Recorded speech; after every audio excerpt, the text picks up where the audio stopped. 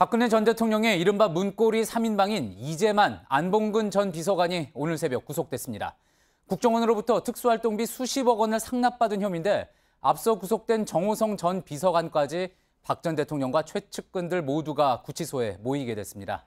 법원은 이들의 영장 발부 사유에 죄를 범했다고 의심할 만한 상당한 이유가 있다고 적시했습니다.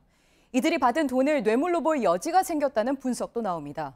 특히 검찰이 박 전 대통령 지시에 따라 돈을 받았다는 진술을 확보하면서 이제 박 전 대통령의 비자금 수사로 확대될 전망입니다.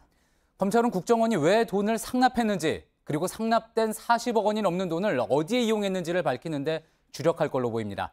먼저 서울중앙지검 취재기자 연결해 보겠습니다. 자, 박민규 기자, 검찰은 오늘도 이제 두 사람을 불러서 조사를 하고 있죠? 네, 오늘 새벽 법원이 구속영장을 발부한 직후 이재만, 안봉근 두 전직 청와대 비서관은 서울 동부구치소에 수감이 됐습니다. 검찰은 오늘 오후 2시부터 이들을 불러 구속 후 첫 조사를 이어가고 있습니다.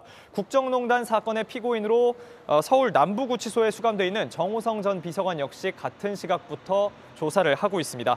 오늘 조사는 이들 세 사람이 수년에 걸쳐 국정원으로부터 상납받은 40억 원대의 이 특수 활동비가 어디에 쓰였는지 확인하는 데 집중되고 있습니다.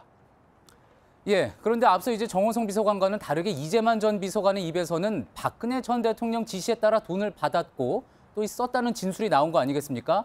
그러니까 결국 수사는 박근혜 전 대통령으로 향한다, 이렇게 볼 수 있는 거겠죠? 맞습니다. 검찰은 오늘 구속된 두 비서관의 구속영장에 박근혜 전 대통령을 특정범죄 가중처벌법상 뇌물수수 혐의의 공동정범이다, 이렇게 명시를 했습니다. 그러니까 이재만, 안봉근 두 전직 비서관 그리고 박 전 대통령까지 세 사람이 역할을 나누어 뇌물을 받았고 이에 대한 책임을 함께 져야 한다는 얘기입니다. 특히 이재만 전 비서관이요, 대통령 지시에 따라 국정원 돈을 받아 전달했다, 이렇게 진술한 만큼 이를 확인하기 위해서는 박 전 대통령 대면 조사가 불가피한 상황입니다. 예, 그렇다면 또 시간이 문제인데요. 조사 시점에 대해서는 어떻게 윤곽이 좀 잡히고 있습니까?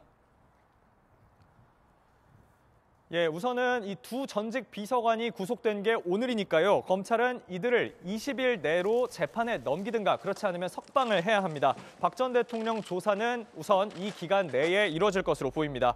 검찰은 우선 국정원 돈 40여억 원이 어디에 쓰였는지, 또 박 전 대통령이 이 돈을 국정원에서 받아내라는 등 지시를 구체적으로 어떻게 했는지 등을 확인해 나갈 방침입니다. 이를 위해 앞서 압수수색 대상에 포함된 남재준, 이병기, 이병호 전 국정원장 등 관련자들도 조만간 불러 조사할 걸로 보입니다. 예, 아무래도 지금 조사받고 있는 모두가 지금 조사를 받고 있는데 이른바 문고리 3인방, 이들이 어떻게 진술하느냐에 따라서 수사 속도가 또 달라질 수 있겠죠? 맞습니다. 이미 국정원 특수활동비를 받아내는 과정에 박 전 대통령 지시가 있었다는 진술이 나왔고요. 이후에 두 전직 비서관이 구속됐습니다. 그런 만큼 수사는 속도를 내고 있는데요. 이렇게 수사가 쭉 진행이 돼도 돈을 어디에 썼는지는 박 전 대통령 본인이 최종적으로 직접 진술을 해야 할 겁니다. 이렇게 될 경우 박 전 대통령은 지난 4월 이후 약 7개월 만에 다시 검찰 조사를 앞두게 됩니다. 예, 잘 들었습니다. 지금까지 서울중앙지검에서 박민규 기자였습니다.